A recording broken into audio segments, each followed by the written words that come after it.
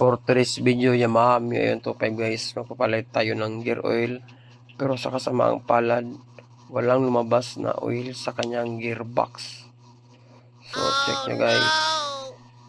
Ito po ay mahigit 1 taon na hindi pinalitan ng gear oil ng owner. Kasi sabi nga guys is, no need na daw palitan ng gear oil. Pero ito ang nangyari sa kanyang transmission gearbox. Tagas na lang, no? So kapag kinalimutan na ito ni bossing na palitan, maaari mag-stock up na naman ang kanyang mga bearing sa loob at masisira ang mga gears.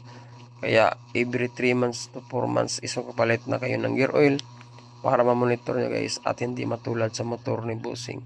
Kasi ang mangyayari nito kapag nabusan ito ng gear, mababasag po ang mga bearing sa loob ng transmission. Ang gears ay possible mabubungi or masisira ang ngipin. Yun lang guys, ride safe, God bless.